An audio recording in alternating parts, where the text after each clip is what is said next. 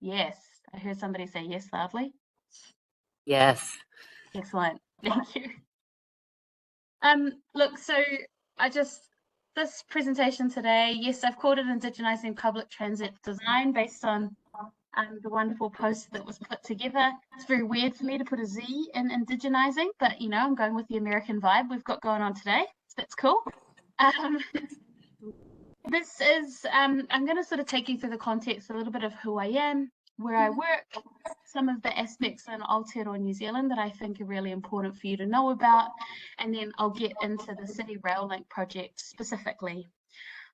Do think of some questions to ask at the end. I will try to go through this at pace as well as I can, but it is quite hard often, as I'm sure you know, to summarize projects like this in the context of things like this quickly when City Rail Link has been going since 2011-12, and a lot of this stuff has been in the making for around 20 years. I can see a face sitting at the computer. Are you wanting to say something, or are you all right? You're just checking? We're okay. We're good. Yeah, okay, excellent. All right, so look, this screen here is just to give you the context of where I am from. Most of you will be quite used to this particular map being the other way up, but actually in the Maori worldview, from our perspective, this is the correct way that the island is supposed to be facing. This is the head of the island and this is the tail, because this in our mythology is the great fish that was fished up by one of our ancestors, and I'm from kind of near the tail of the fish down here, a beautiful place called Whangaruru, and this is my marae, well, one of my marae, or my tribe's meeting houses up north. But where I actually reside, where I've grown up, and where I currently live is here in Tāmaki Makaurau, or Tāmaki Herengawaka, which are some of the traditional names for what is now known as Auckland. This is standing up on top of Maunga Whau, or one of our many volcanoes here in Tāmaki Makaurau. The image is looking north towards our CBD, which is pretty small really in comparison to a lot of other metropolitan cities, but out to one of our harbours. We have 4 harbours in our city, and again off to one of our other volcanoes of Rangitoto. So where do I work? I suppose in the context of Aotearoa, this company makes sense, but I think for the Seattle context, I figured a little bit of explaining might be useful. I work for a company called JazzMax. We've actually just had our 60th birthday this year, so we're sort of 3rd generation practice now, been around for a while, and we've got around 250 staff working across pretty much all sectors bar single houses for mum and dad kind of clients. So everything from health to education, tertiary schools, you know, civic libraries, museums, commercial interiors, the whole lot. Our practice has been doing that for a very long time. And I, in particular, my role at JazzMax, I sort of have a dual language role, which is Kaihotu Whaihanga, and I'm a principal. I've obviously come through not obviously, but I've come through as an architectural student. I'm not yet registered, so I can't say I'm an architect formally in New Zealand. There's laws against that, but I am an architectural designer. That is kind of the place that my heart sits. But effectively, my role these days has been working at that sort of notch point, I say, between our project teams, our clients, and usually with local tribes. So mana whenua is a term we use for the local tribes that have authority to speak on behalf of that particular place. So I am usually that middle point, might be described as a sort of bridging device, is usually who I am, between kind of multiple people, language, points of view, worldview, and trying to get our stories into our built environment is the fundamentals of my role. In 2019, our practice, JazzMax, went through a massive kind of rehaul, and after several years of practice, obviously, and we rewrote our manifesto and some of the key pillars for our strategy as a practice, kind of just to reaffirm what we already did anyway, but to give it sort of strength and a drive and push. And one of those pillars of our strategy talked about being a bicultural practice. And that is quite an interesting sort of stance or position to take. I suppose it's a response to the shift, the societal shift happening in Aotearoa. But it was also something, as a practice, we had actually already always worked with Maori and Pacific communities around the country, and even had done projects through the Pacific and further afield kind of over our lifetime. But it was something that we wanted to get more targeted about, more specific about. And I thought I would explain to you what bicultural means as well in the context of Aotearoa and how you might think about that, because it's a slightly different terminology that I think you would use in Seattle. So what is a bicultural practice, or what is bicultural design? The context for that here for New Zealand, and I'm not sure if everybody's aware of this, but in 1840, we signed the majority of the chiefs around New Zealand. So there's around 74, 75 recognised major tribes and then sub-tribes. We actually tended to live sub-tribally more than with our major tribes, but the majority of the chiefs signed this thing called Te Tiriti or Waitangi. There's debate about the fact that Te Tiriti or Waitangi and the Treaty of Waitangi are two separate documents, because it was initially signed in Te Reo Māori and then later translated into English, and it's the translation into English which is where we end up with problems around this notion of us ceding sovereignty, which did not occur. But in Te Tiriti o Waitangi, we had two groups that were recognised initially. Tangata whenua, so the word tangata means people, and whenua is land, and tangata tiriti, so tangata people again, and tiriti treaty. So we were thinking about these two groups at the time in 1840, the people of the land, so our Indigenous people, and tangata tiriti, which at the time were being described as Pākehā, but we know to be sort of the European settlers who were predominantly of English, Irish and Scottish kind of heritage. Today, when we think about those two groups, the bi and bicultural, the reason we have focused as a practice in particular on a bicultural practice is because we wanted to centre the Treaty of Waitangi or Te Tiriti o Waitangi in our practice and the way we're responding to place, by ensuring that tangata whenua, so that first group, that Indigenous group, is being acknowledged, and tangata tiriti are being acknowledged, but in today's context, that's all the constituent communities that have come since the signing of the treaty. So that's not just our Pākehā or English European settlers, but also includes a lot of our Asian, Pacific and other migrant communities that have since come to Aotearoa. Because from our perspective, the treaty is the thing that's actually given them citizenship. Part of the point of the treaty was saying that actually we needed, we wanted to, or we were allowing non-Māori to come to the country to share in our country. We were happy for that to happen at the time. We would welcome you, we would manaaki you, but actually the treaty was about getting the Queen to look after her citizens, I suppose, who were at the time known to be quite unruly, which you may or may not have a similar history of. I think you do. So, that's kind of partly what the treaty was about getting the Crown to take responsibility for their own people. But it was also an acknowledgement of the fact that Māori had sovereignty over the land, they could govern themselves, and that and it was acknowledgement of all of our taonga or gifts, all the many things that were ours in this country, and that included land, language, and many other things. So JASMAC's focused on this idea of being a bicultural practice because this document, Te Tiriti o Waitangi, is a foundational document for our country, and is actually very quickly, and over the last 10 years, there's been this huge overhaul of the way most of our built environment projects now think about their relationship to the treaty, because so many government departments, local and national government departments, have never actually considered their treaty relationship, and have never considered their treaty relationship in relation to their built environment outcomes. So because of this shift and change, we are responding to that, and so are our clients. So one way of thinking about bicultural design, or other terminology that you might have heard or might sit better with you is the idea of designing with the whenua. So whenua is a word that means land or the earth, but it also means placenta in Māori culture. For us, the burying of the whenua in the whenua, the placenta in the land, is the thing that reaffirms our constant connection back to it.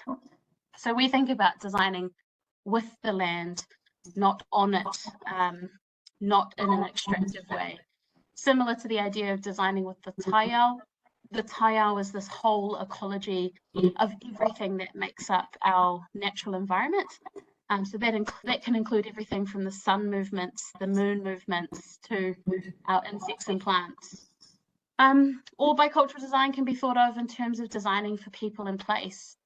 Beyond the idea, I think, of human-centered design, which is a really common kind of terminology I hear referred to quite a lot. But I know a lot of Indigenous people are starting to push back on the idea of human-centered design because it still ignores all of our non-human counterparts, like our mountains and our rivers and our waterways, that actually, like in a Māori worldview, have more importance than we do as people. And often we're just seeing them as resources to be extracted from, as opposed to worked in relation to. Or bicultural design is also, from our perspective, it's designing so we can see our faces and our places. And what we think about there is, you know, can you walk into a space and feel like it is of you, it is of your people, your stories are being told. And it's beyond just the art or the decoration or the application of things to buildings and to the public realm, but it's actually how they function, how they operate.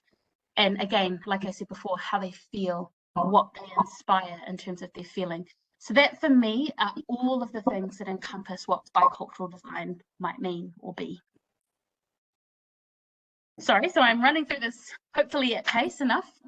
One thing I wanted to cover in terms of the context of how City Rail Link came about and why it's got such an ingrained amount of information around Māori culture inside of it was around, I think it was close to 20 years ago. There started a conversation amongst a whole lot of Māori designers around the country who were all being asked by separate local government bodies in particular how to design with Māori people, with tribes.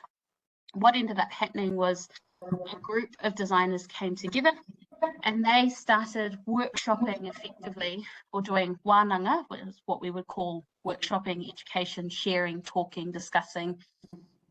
This idea of a framework of Māori design principles. There was in total, I believe, around 9 wānanga held up and down the country. And effectively what occurred was this creation of 7 design principles called the Tiaranga Māori design principles. Tiaranga is actually the place that this was written. And the design principles themselves were seen as sort of, I suppose, universally Māori, which might be a contentious thing to say, given that we do have 74 major tribes. There are dialectal differences, but I suppose one thing we have in Aotearoa is we do have the benefit of having a generally universal language, and a lot of knowledge is quite shared. So the idea of being able to create somewhat universal design principles was sought after, and this is what was created. I'll briefly explain what the 7 design principles are, just for your knowledge and benefit, but you can actually look these up as well. They're really well written about all over the internet. So the first principle, mana, actually relates to the question of who has the mana, who has the power or authority to speak in this place? Who are the people that should be recognised and respected and are talked to, that have the stories of this particular place, project, whatever? Whakapapa is the word essentially for genealogy, but what it really means is to stack upon the earth. So whaka is to cause, papa relates to papa tuanuku, and it's actually to cause the stacking or this layering up from the earth. That's what that word means. And that particular principle is talking about all the layers of names and naming that have come from this place. As we know, with colonial histories, there's been a lot of erasure of names and naming and the story that comes with that. So this principle was about celebrating some of those layers, unearthing them, bringing them back to light. The two principles of Taiao and Maori too are actually interrelated. They're both environmentally based. So the Taiao principle relates to how the natural environment might be protected, restored, or enhanced. And Modi 2 actually talks about how you might be kind of more actively getting, say, plant life back in particular native species. One might look at how the flora and fauna is brought in, and then one might look at how mana whenua might actively maintain that flora and fauna or have an ongoing and long-term relationship, say, to harvesting some of those species, maybe using them for their medicinal purposes, whatever. Mahi toi, or the creative expression of place. Mahi is the word for work. Toi is often used to describe the creative practice, but it actually means the source of all things. So for us, we don't have a word for art, so to speak, in the Māori language, but toi, as in the source of creativity, is usually the way we would describe the creative practice. So this particular principle is talking about how the creative expression of place is enhanced, is celebrated, how specific narratives from that place might be enhanced through specific artist relationships or storytellers that then the designers might use to tell that story through the built environment. Tohu.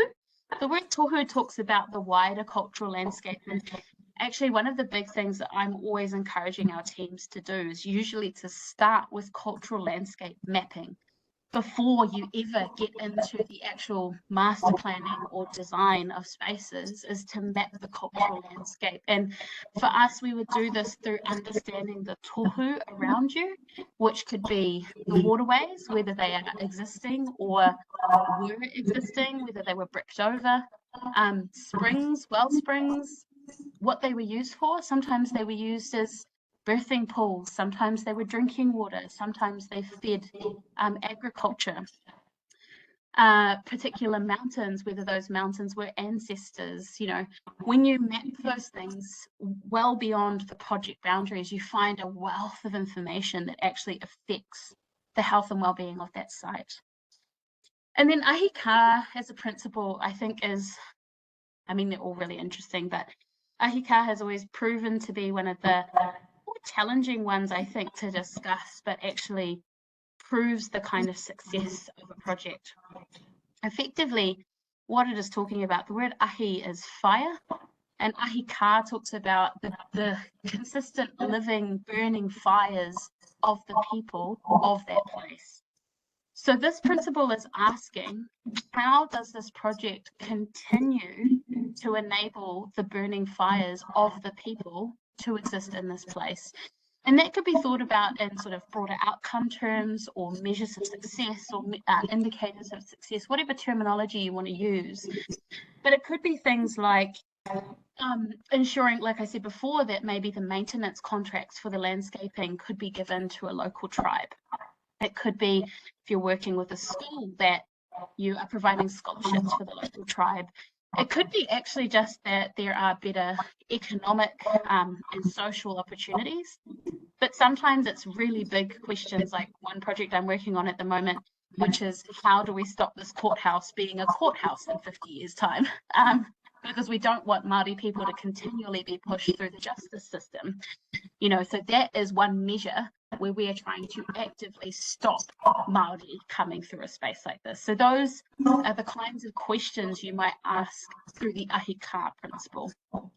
The thing about Te Aranga, it was adopted by the Auckland City Council and was baked in effectively to their urban design manual in 2011.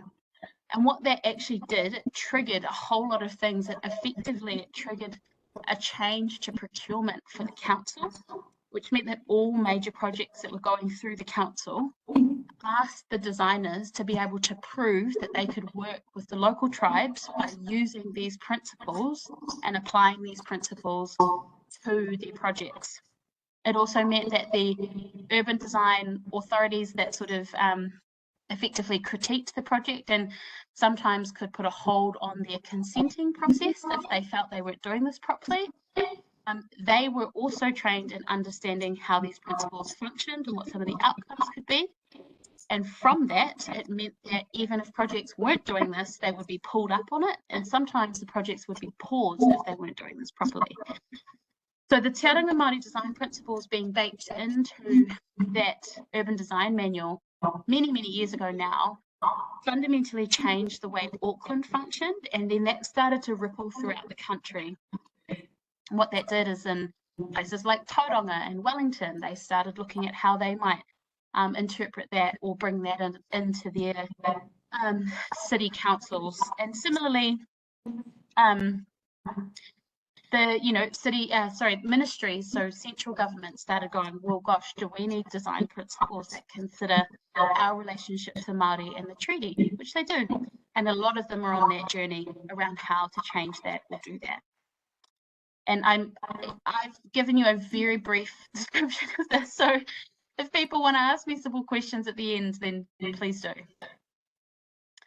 going to take a breath. Actually, I'm going to have some water. I'm good at talking, but this is still a lot. I'm trying to pump through this so fast. Anyway, City Rail Link.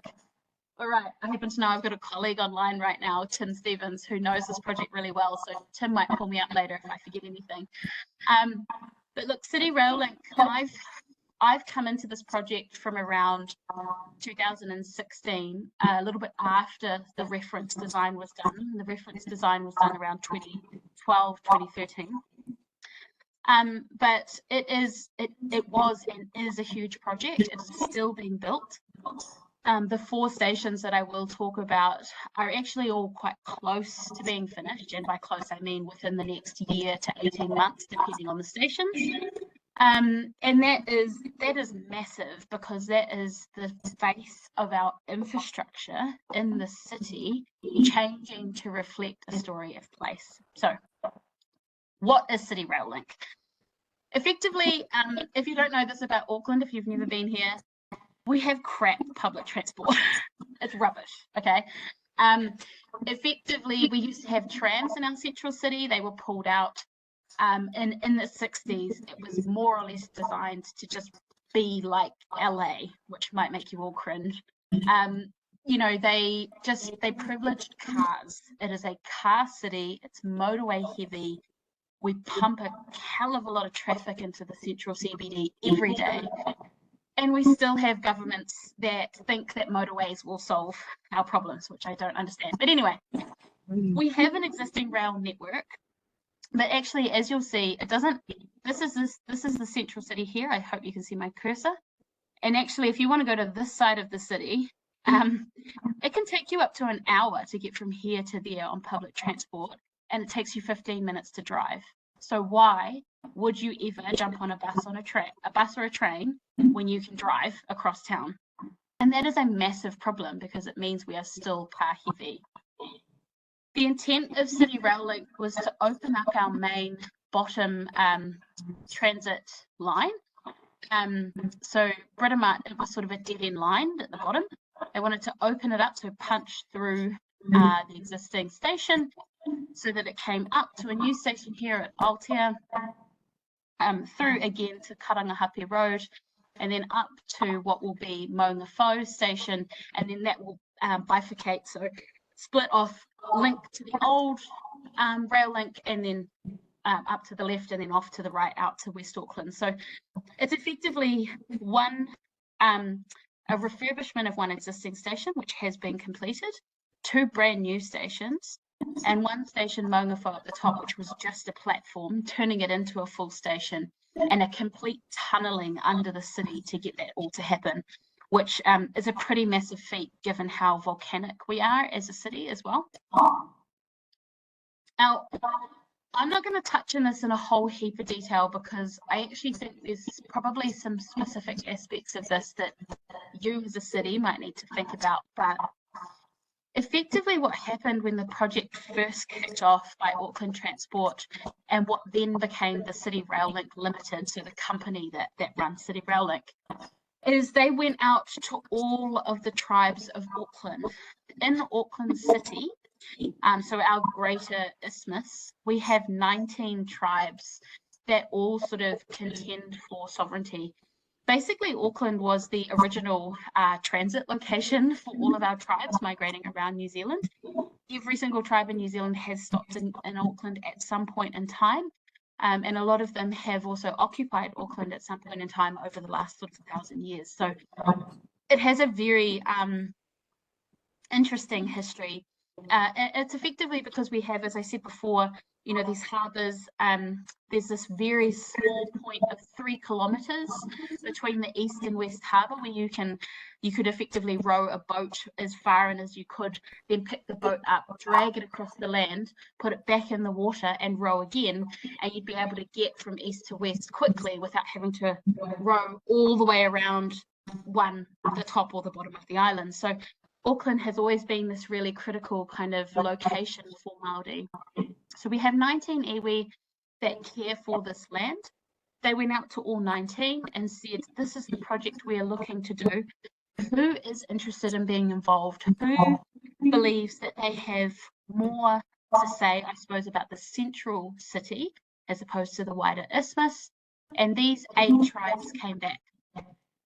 From these 8 tribes, they formed the City Rail Link. That's what we call the Mana Whenua Forum, so the tribal forum for City Rail Link, and that then split into 2 levels. One is the governance forum, so at the sort of chiefly level, basically, for each 8 of these tribes, there are people that sit at a governance level, and in the very early days, they sat alongside the board for City Rail Link, and we're making all the big decisions alongside them around, you know, the environmental impacts of this project, the societal, the broader outcomes, and it's come through to even the way that they are procuring, you know, some of the subcontractors and things to make sure that there are more Māori and Pacific subcontractors that are brought into the project. Or, for example, even when you go to a site induction, which I've been to, and they're, you know, they're telling you all the normal health and safety things, they will also tell you about the Māori history of that site. So even on a site, you know, information, health and safety, part of the health and safety of this includes the Māori health and safety, the tikanga, the protocols that are important to acknowledge on the site. And that was all set up by this governance group. The second layer down from the governance group is the operations. They meet once a month, and they have for near on 10 years now. They understand the full pipeline of work, as do the governance, and they are the ones doing the decision making around the narratives that you'll see have come out of this project. You know, and the artworks, as well as the operations and all those other things that are affected inside of the building design. So that is loosely how this began, and it began before pen went to paper. So what's the big picture organising idea for City Rail Link? So we've got 4 stations, and effectively through conversation with all 8 of those tribes and spokespeople of those tribes, they thought they would go to, again, a slightly more universal story of our creation story, the Māori creation story, particular for the North Island. And that talks about Anginui and Papatuanuku, or the Sky Father and the Earth Mother. And effectively what they wanted to do was that in each station, the ground mass and the sky mass, or the thresholds that you pass through in the entry or exit, are always articulated relative to that story of Ranginui and Papatuanuku. So there is always a mass above the sky above the entryway, that will represent Ranginui, that will hold you and protect you. And there's always an articulation of the ground plane in some way. And in some stations, they wrap around each other. because they're always seen, or the story talks about the embrace of Rangi and Papa and how they were eventually split apart by their children to form the world, which is the space that you walk between to get into the station. So that was the big organising idea, that they wanted to be able to articulate in the threshold of every single new station. But then in each station, they wanted a more local story to then be told about those spots, basically. So you've got 4 stations that I talked about before. So the Waitemata station, which was the one down by the water. Sorry, I'm going to shoot back. It was this one down here by the water. This is the Waitemata station. That station relates to water. That's reclaimed land, effectively. They wanted that story to reflect that relationship back to that particular harbour. The word Waitemata refers to the sparkling kind of face, or the glistening face of the waters of the mata, the obsidian stone actually that you can find, because we've got quite a volcanic ground. Aotea station, which is the next station up. The story there that they wanted to tell was particular to the planting and all of the sort of agriculture in that area. There was actually a lot of pa villages around Aotea where originally, because there used to be a stream there. That stream flowed from Karangahape all the way down to Waitemata, because you'll see that thick black line in the middle there is actually relating to the gradient of the land. So Aotea was on the way, was this big river that flowed down from the top of the ridge at Karangahape down to the ocean, and there's a huge amount of planting, and they wanted that story of those villages to be told and the planting that was there for them. The next station, Karangahape, relates to the specific tree line that was on that ridge. But there's also a lot of beautiful deep stories about that word, Karangahape, which I'll get into in the next few slides. And then Maunga Fo, they wanted to tell the story of that mountain of Maunga Fo, which was actually the first image I showed you standing up on that volcanic ridge. So they went through, the team at the time went through a huge process with Alt Group, Design Tribe, Grimshaw, ourselves, Jazzmax, and also our Mana Whenua team, to look at sort of photographs, to look at Māori material culture, and to tell those stories and hear those stories of those locations, to get a really deep understanding of what those 4 station sort of places meant. So I talked to you there about Waitemata, Maunga Fo, and Aotea, which, sorry, this should say Aotea, but Horotu stream was the stream that ran past what will now be known as Aotea Station. But the station I'm going to talk to you about kind of in more depth is Karangahape Station, just because talking about all 4 will mean that this is a lecture that goes on forever and ever.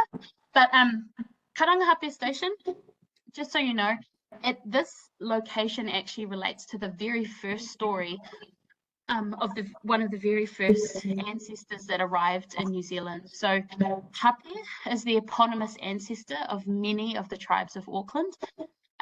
He was left behind in Hawaii originally, and the canoe left without him because apparently he had club feet. So he was deemed as not safe to travel and was left there. But he wasn't having that, and he summoned depending on who you talk to, either a stingray or a shark. And on the back of that came to Aotearoa. He landed in a place called Ihumatao, the Otuatawa stone fields. He got out and went on this big walk and effectively came up to this ridgeline, looked out to the harbour and saw his canoe coming into the harbour. So he realised that he had made it to Aotearoa before they did. And he did, from that ridgeline, a karanga, or a call, to welcome them in to the harbour and to safe haven. And that's how he reconnected with his people. So this location of where this new station is going actually relates directly to the story of how the first tribes of Auckland came to Auckland through this call from their ancestor. In this particular location as well, what marked this ridgeline as being really important is a kind of critical route was a few really significant trees. There were kodi, which are some of our really large trees, and tikoko, which is another type of cabbage tree, and they were seen as like basically markers of the forest. So through this kind of dialogue with our local people, they wanted to take the underside of that protective tree kind of canopy and think about the expression of that ranginui element, that overhead element, as also having the underside of it carved out like it was carving of a tree, or potentially like Hape had stood underneath the building and his call had kind of carved out aspects of that roof void. So they looked at a whole lot of different parts of Māori material culture to give them clues around what they might do to carve out this nest, to carve out this space. You know, the chipping away, this middle image here actually relates a lot to the way we would scallop the underside of our canoes. I don't know if you guys do something similar, but that scalloping actually helps to produce air bubbles in your canoe, in your waka, to help it sail faster. So that was both a scientifically important thing to do, as well as a part of our material culture to chip away in that carving style. And so the team at the time looked at all these different ways that they might erode at that mass, and that is eventually how they came to this idea of this patterned underside of that ranginui mass inside of the entry threshold into the Karangahape station. And effectively what you can see here is you've got that sort of the flowing in of tapa tuanuku from inside to outside. There will be a paving kind of pattern that expresses that. The ranginui sort of like overhanging structure, and then this carved, eaten away underside that is meant to express the underside of that sort of that kodi forest, basically. And I guess the other thing that's ended up happening in a project this big is it's not just the big moves in terms of just the architecture, but it's also come all the way down to how the station elements start to be articulated. So in some instances, I know that they've looked at so there's been a hell of a lot of basalt blasted out as they have dug or tunneled the hole, for example, to get the new train lines through. They are saving the majority of that basalt, and it is being used again as station elements. So drinking fountains, it's being used for chairs, it's being used as pavers. They're trying to find ways to get what was actually a really important stone for these tribes to be used and rearticulated in different ways throughout the station. And they're trying to get particular timbers from the area, like kodi for this station in particular, that might express some of the simple things like the handrails and other ways that you might engage at a human scale with the station. And it's not just about this adornment, this idea of just putting artwork on it, but actually all the practical things that you still need to do inside of a station, like put handrails, to ensure that they still are telling the story of place. That will come all the way down to the wayfinding aspect, how the signage is done. The use of bilingual signage is really clear, and actually they've almost changed. I think all of our public transport now have everything spoken in both Te Reo Māori and in English. So you learn quite a lot about place names as you're moving through the stations. And then what's also happened outside of those 4 stations is you've had an incredible amount of civic realm, public realm work going on. This is a render purely because even though this is built, there's still been a whole lot of scaffolding and some buildings around here. So we're yet to take a good photo of this, but this is a heritage building called the Central Post Office, but the Britomart station's actually underneath it. And this is obviously brand new big shopping centre thing. This here is sort of a reclaimed bit of the end of Queen Street that they have now turned into a public plaza, and they worked with 9 weavers who weaved this huge pattern that rolls out on the front in between this Britomart station here, and is also telling the story of the harbour. But that intention was also that it would hold protests if it needed to, or this is the wharf right here. If you've got people coming off of cruise ships, that they would come in and they would be welcomed into Auckland. So this map, this welcome mat, has also become a big part of telling the story of place. All the way down to, dare I say it, this is a project I've worked on for a few years. Might not look like much from this particular angle. This is a bridge. This was an enabling works project that I had done with a team that was effectively just meant to be an engineered bridge to get services up and over the new rail line, because we had dug under here at this location. This used to just be a road effectively, but they needed to take it from 2 train lines to 4, and 2 of those train lines were 3 meters down. They looked at potentially a huge car bridge, but as you can see, you've got residential and industrial stuff all around it. So they decided to build a bridge. And that bridge is also telling the story of that mountain in the same way that Maunga Fo does, which is just 300 meters in to the right of this bridge, effectively. All of these stories, all of the patination of the lift shafts also relate to the stories of the mountain.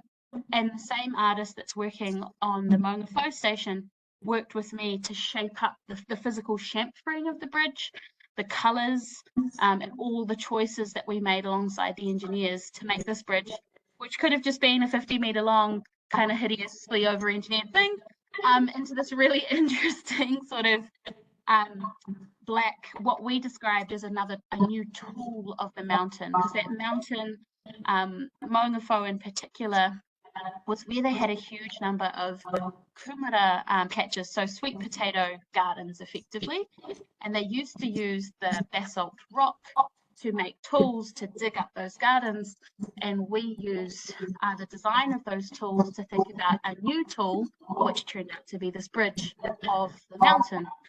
So all these stories are now starting to interlink, and that's how we've made sure that, you know, this wider conversation about how every aspect of City Rail Link is constantly reinforcing the story of place.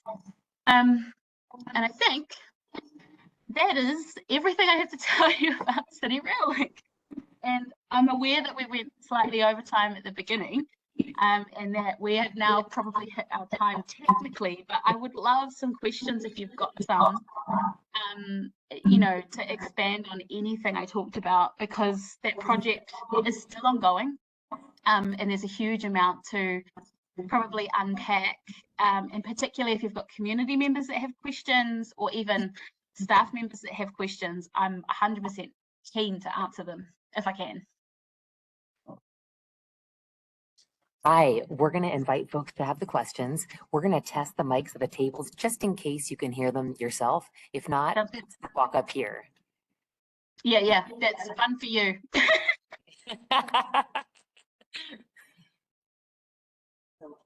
Do a little test. Can somebody do a question in the mic at their table? Anybody have a question?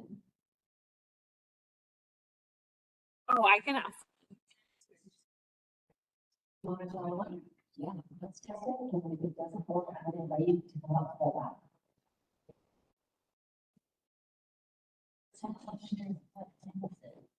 that. Did you hear that? No, I didn't. No. But that's okay. You're going to have the fun job of retranslating everything. Okay, so keep our question come on up. And we'll have you in the or if you want to continue with the future question, I'm happy to ask it for you.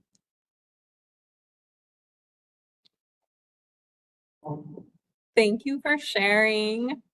That was, I hope it was coherent.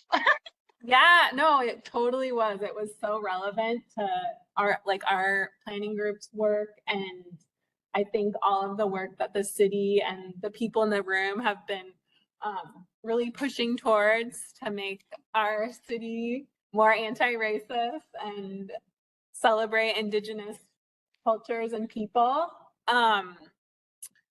I think, yeah, if anybody has any specific questions, I know I have questions, so I can start out if you want. Yeah, I was just gonna ask you to maybe elaborate more on, and if you don't know this portion of the project, no worries either, but how your firm or Maori people are able to negotiate the funding to layer in the work of the Indigenous design and the storytelling. For instance, like the bridge you just showed us. Yeah, look, basically, I'm going to give you a probably overly simplistic answer, and that is just to say that effectively the change that we're now seeing is that our central and local government organisations, so in this instance it was Auckland Transport that then became the City Rail Link Limited, they have a treaty obligation as treaty partners because they are Crown representatives. And that effectively meant that the budget that they had to include engagement with Maori, with our tribes, and that had to include, you know, effectively setting up the design outcomes that came from that engagement process. So that's being slightly vague and over the top, but that was effectively the mandate that was set. The other thing that I will say is I was talking before about reference design. Now, terminology, city to city, country to country can change, but effectively what was done was there was a large engagement process with those 8 tribes that I talked about before, with a whole series of a kind of design consortia. So Jasmax, our firm, Grimshaw, another firm, Design Tribe, who's the Maori firm we were working with at the time before I had started at Jasmax, and Alt Group, who were actually graphic designers. So the design consortia and the tribal groups got together, and what they did is they set the narrative and they designed the built environment outcomes, so the architecture, the public realm outcomes, and that then set what we knew as reference design kind of in stone in a way. So it set a whole bunch of things that project had to do, had to meet. So all of those things I was talking about before, that Anginui, those kind of masses that are happening in the thresholds and the artwork that is inside of them to tell those stories, to indicate those things, all that was established in reference design, and any value management that happened after that still had to ensure that those things as reference design, that was the bare minimum basically. It either had to get better than that, but it could never get worse than that. It's a bit of a landmark project in that respect because it set a bar that you could never drop below. I don't know if that helped, but that's effectively what happened. I've got a question that came in on the chat, and the question is for the 8 tribes that decided to participate in the city rail. Oops, hold on a second, it just disappeared. Oh yeah, process. How did you compensate them, either individually or to their communities? Thank you. That's yeah, no, that's okay. I believe, now I might have this incorrect, but I believe there's effectively a contract, like an MOU, that had been set up between them and the company, and everybody gets paid. They're all they're paid through their tribes, but the tribes mandate certain speakers for the levels that they're at, whether governance or operation. So the company, our client, effectively pays the tribe are paying those people that are speaking on their behalf. So everybody is compensated the same amount. I don't know what that is, but I know they're all everybody's paid. Absolutely nobody does anything for free, because they shouldn't. But as a, you know, I know that there have been bad practices around that in the past. So yes, that was a part of it, and that is how it is dealt with. They're effectively treating the tribes like other organizations, like other consultants. So they just have an invoice type system set up with them in that way. Can you tell us more about what the design narrative is? Okay, Valerie, in specific relationship to what? Which bit?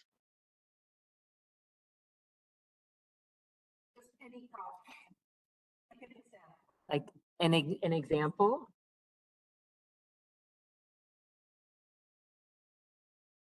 Hold on just a minute.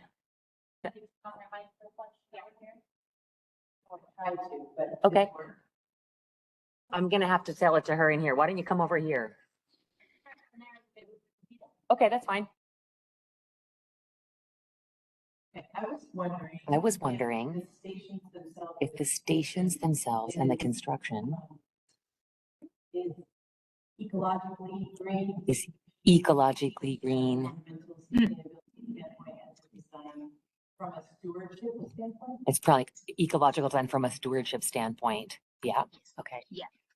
Yeah, absolutely. I am not the specialist in terms of all of the things that I've gone through, but I happen to know that this project, oh jeepers, I need to find the company. It won one of the global awards for the environmental outcomes for this project, and it's really bugging me that I can't remember what that was. But effectively, those two principles I was talking about earlier of Taiao and Maori 2 really was just talking about the environmental impact of this project. So they had to think about everything, everything from where the materials were coming from, how they were tunneling through the land, what they were doing when they were tunneling, you know, any habitats that they were going through, how water is being treated as it's coming off the buildings, you know, how it's being treated when it comes off and then goes back into the ocean. There's a huge amount that was considered, to the point where honestly you could do a whole separate presentation just about the sustainability, you know, sustainability outcomes or expectations that were set for this project, but it was massive. So that it wasn't, oh sorry, good point, Valerie, not living building challenge level. It's bugging me, sorry, I should look this up. I might, while there's other questions, see if I can Google it, but it's going to bug me, and I'll probably remember it like 2 in the morning or something. Let's blame baby brain. But but I do know that that was actually one of the, shall we say, it's an absolute bare minimum that our tribes will also not let the project drop below. So as well as, yes, the expression of the design of things, it had to also express a sense of what we would call kaitiakitanga, which is our idea of guardianship, or to protect the environment, or to live in harmony with the environment. So if these stations were in any way damaging the environment through the process of being built or operating, it was not seen as a success. So it had to go through a really, really rigorous process to make sure it met a whole series of codes. I'm very sorry that I've mind blanked about what the damn thing is that it met, but I'll send it out to Valerie when I remember.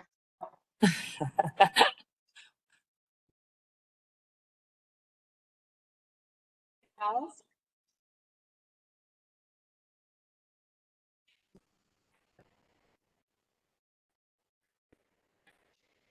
I was wondering if there's a plan to redo the other stations.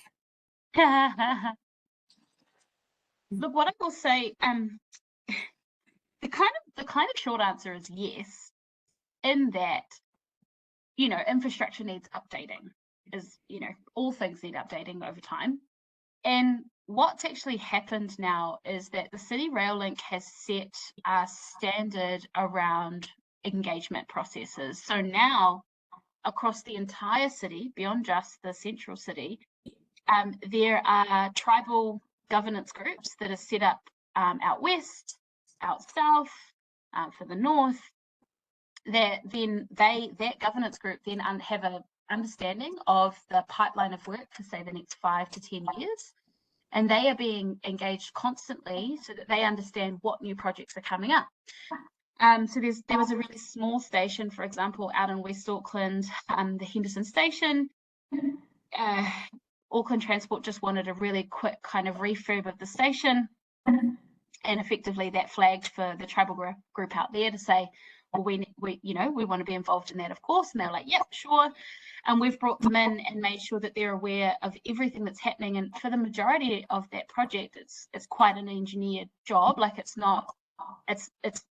to no means the level of design that's gone through for City Rail Link. It's kind of it's a bridge that's getting people up and over the train lines. It's good accessibility standards and a few other things. But that tribe have been able to get a whole lot of other things into the project. Like, again, they wanted to know how water was being treated. They wanted to make sure that there were more trees being planted in and around the public realm. They wanted to make sure that all the new wayfinding that was going in was bilingual, but also included the correct language and names for places relative to that specific tribe, because it changes slightly out there.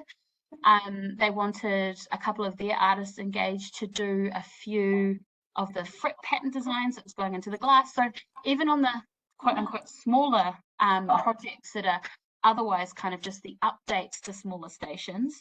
That is happening, but we've even got brand new stations that have been done, like Puhinui Station, which you probably look up, or Tahuhu Station, places like that, that actually have been complete new redesigns that have been done using this methodology of engagement, which has included thinking about the social, the cultural, and the environmental outcomes for these stations. Oh, lots of questions. I've got a question coming in from the chat. The amazing design principles you mentioned included elements of long-term maintenance and stewardship. Are there ways to ensure those elements are sustained over time, to ensure treaty obligations are kept over the years? Who monitors this? Actually really interesting. Through the life of City Rail Link, like from where it began to even where it is now, say 10 years, slightly over 12 years later, City Rail Link has slowly started building their own Maori team internally that I suppose a bit like Valerie trying to build a little crew, you know, are sort of supporting new Maori coming into this space to be able to uphold and manage some of those relationships. So part of it is actually the cultural competency of City Rail Link as an organisation, and that's an ongoing learning thing. Part of it is also, like I was saying before, MOUs or memorandums of understanding with those tribal groups to ensure that there is a maintained relationship. And in some instances, so we have, I think, 2, maybe 3 tribes in Auckland that have, for example, their own nurseries. So they have their own plants that they're able to now, that are big enough that they're actually able to supply projects. So in some instances, the tribes are actually providing the plants, and then they're able to send, some of them are getting like young groups of young people that are coming through that are learning how to care for particular plants, or they might be medicine holders, and they're going back through these projects, and they might have like 5-year contracts. And so there's no one answer to this, but there are lots of different ways that I believe the maintenance, the ongoing maintenance of these projects will be kind of maintained, upheld. But I suppose it remains to be seen. You know, it's always, I think, it'll be interesting to see, to look back in 10 years' time or 20 years' time and see if all of the aspirations of this have continued to live through. Yeah.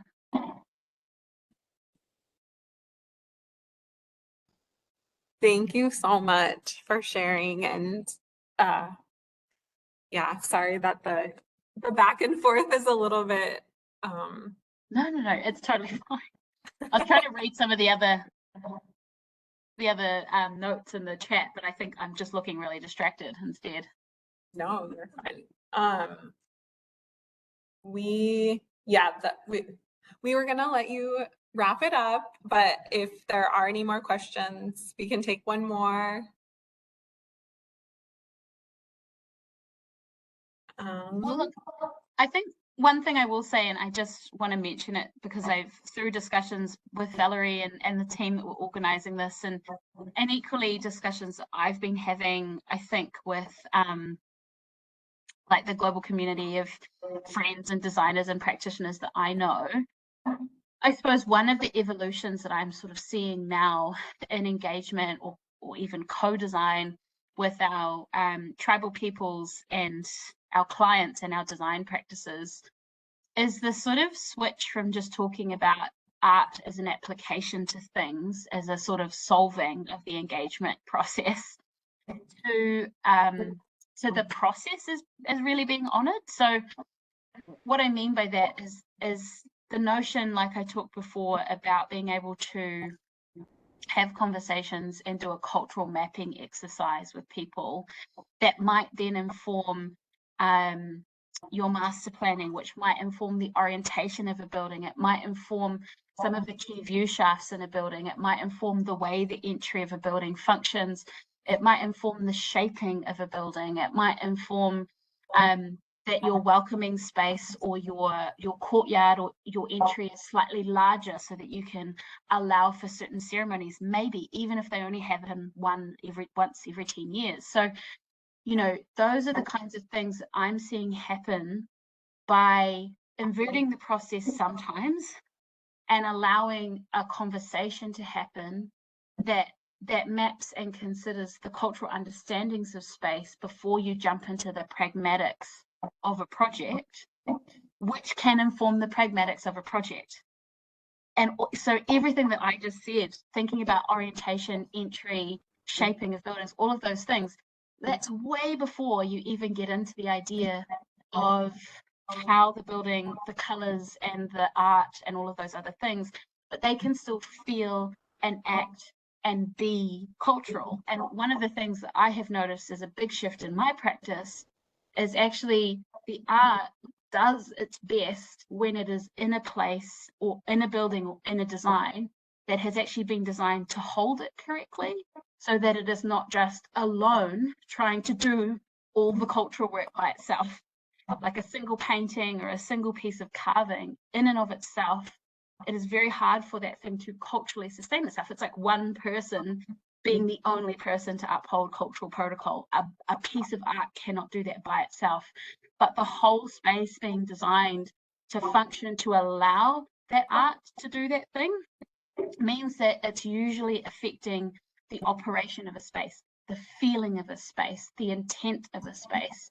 I would say that the biggest thing for me about these stations, what I would think is a measure of success, is if anybody from anywhere in the world comes to Auckland City and travels around these stations and they have a sense of feeling welcomed because of the way the stations have been designed, that is a fundamental tenet of Maori culture and a fundamental part of our values, then that is the success of the job. And the artwork enhances that, as well as the shaping of the buildings, as well as the shaping of the public realm. So for me, the art is always important, but it's not the answer and it's not the place we start. You can work with your engineers, our lovely engineers, you can work with your planners, you can work with so many other people really early on to make sure that cultural stories are embedded from the get-go. And if I can do that on a bridge made of metal, I can do it anywhere. So that would be my biggest thing to say, I think, to everybody, is that the process needs to be honoured and Indigenous people can be brought in from day dot to affect really beautiful outcomes that aren't just about art, but do result in some beautiful artworks as well. That's it. I'll show you. Okay. Very Indigenous fashion. I have one more little ask. So I agree, like cultural mapping, that's the foundation of the work. And I think barrier in Turtle Island, I'll speak for Turtle Island and maybe you can share about your homelands, but we are trying to bring more professionals into this work from the culture. And so when you guys are, when the government is creating these project scopes, do they always do the work with an Indigenous person being the interpreter and like leading the community in the co-creation process? Or are there like, here we do have like Westerners sometimes leading that work, and it's a little unfortunate because I think you lose a lot when you don't have somebody with, you know, design expertise helping guide our folks along. That is a great question. There's probably multi-layered responses to that because there's a few ways to think about an answer to that, I guess. I would say that, okay, so because I'm just going to speak broadly. So the thing we encourage, and this also comes back to the treaty obligation thing, is that if our client, a government client, for example, they are the ones that should hold that partnership or that relationship with the local tribes of that project, because actually in order for them to honour the importance of that relationship, that tribe should never be coming through the designers. They should be held at client level. So, you know, that's pretty self-explanatory, I think. And it's just to say that actually the importance of our tribes is that they sit at the same level as those who may have the money and the purse strings, but actually their stories and their relationship to place and their guardianship is just as valid. So that's the first thing I would say, is that I would always encourage, and sometimes I have to support actually our clients to understand how to build that bridge, but that is the thing we want first and foremost.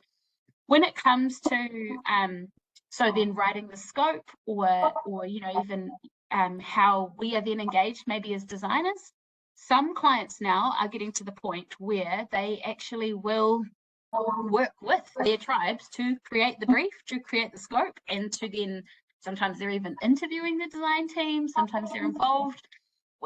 It's hit and miss, it's not always the same, so that's at a really great level. Sometimes that does not happen at all, so I'm not saying we're all perfect, because we really aren't. But I think partly what you were getting at before was also this idea of, I think, you know, our Indigenous practitioners, and be it community members or even practitioners like designers or artists or whatever, being the ones holding that relationship between sometimes client and community, or that is an interesting challenge. And I mean, I suppose, again, in New Zealand, we have kind of a handful of Maori architects that are able to competently do this work in a particular way. We have 60 odd registered architects, but those who can, say, speak the language or feel comfortable engaging with community in this way, that's a smaller number. To put all the pressure on Maori all the time to do the emotional labor on behalf of design groups, on behalf of clients, on behalf of absolutely everybody in the room, I don't think it's fair, personally. And what I do try to encourage at home is that actually it is the responsibility of everybody to show up to be a good treaty partner. And I do think that that means, at least in our context, that non-Indigenous people can still show up and do as much of the work as possible when it comes to engagement or working with community, because a lot of the time it's actually the emotional skills you want them to have. You want them to be open-minded, you want them to be empathetic, you want them to be good listeners, you want them to have thought about the questions they've asked before they just run in there and ask you for stuff. You know, and I think if we can build a group of really great listeners and designers and thinkers in that space, who were able to support the Indigenous practitioners to just get on with the job, we would be slightly less burdened by the responsibility and obligations we have as community members and as designers and architects or whatever. So, I mean, I think we all know the emotional labor that comes with this job that is well beyond what our non-Indigenous practitioners hold. We don't get to log off at the end of the day when we go home to our communities. They will take us to task if we have somehow screwed up. You know, so I'm always super conscious of that, and that's why I don't think it should sit on our shoulders alone. Yeah, multi-layered answer to your question, sorry. No, that was a perfect answer. Thank you, Elisapeta. So we can wrap up our program now, and it's just such an honor to hear you speak and share, and we just really are admiring all the hard work you're doing and all the burden and the labor that you put and love that you put into this work. It's remarkable. And we hope our little Indigenous planning group, we're secretly scheming to hope to come visit you and keep learning, because this is the way that we're gonna make real change and build the cities the way that they need to be built. So I absolutely agree, and I do hope that we can bring you over at some point. And I hope to get back to you all at some point. I have a special place in my heart for Seattle. I very nearly considered moving there at one point in my life, but am now pretty settled here. I, and Valerie knows this, am very open to further conversations if anybody has questions or they want to get into specifics that they are curious about. And in particular, that offer really goes to your communities, your tribal communities who are trying to negotiate this path that may or may not be new for you, because I mean, that's where really my heart is, where I would like to make sure that our peoples globally are more engaged and empowered to be able to do this work, and it's really challenging. So hopefully some of our learnings, good and bad, can be shared so that, you know, that's why I say yes to these things, so that you will maybe have a few tools up your sleeve to move faster than we did. I don't know. But yeah, like I'm always open to be contacted, up until the point that I'm giving birth. At that point, I'm tapping out. You're on your own at that point.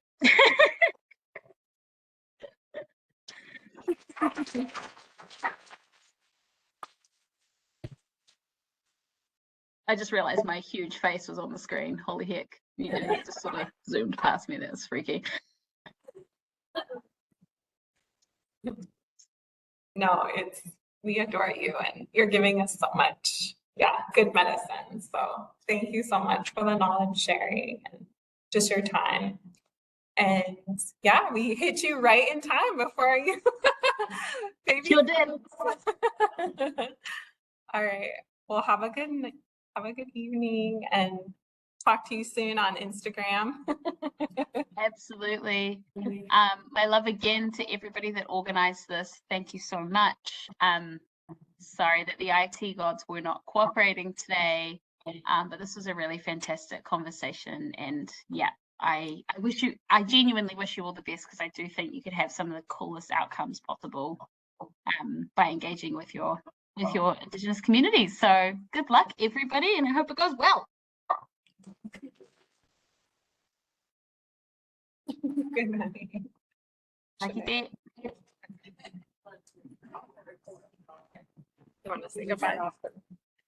Bye. Oh, bye, friend. Bye. Bye. We'll talk soon.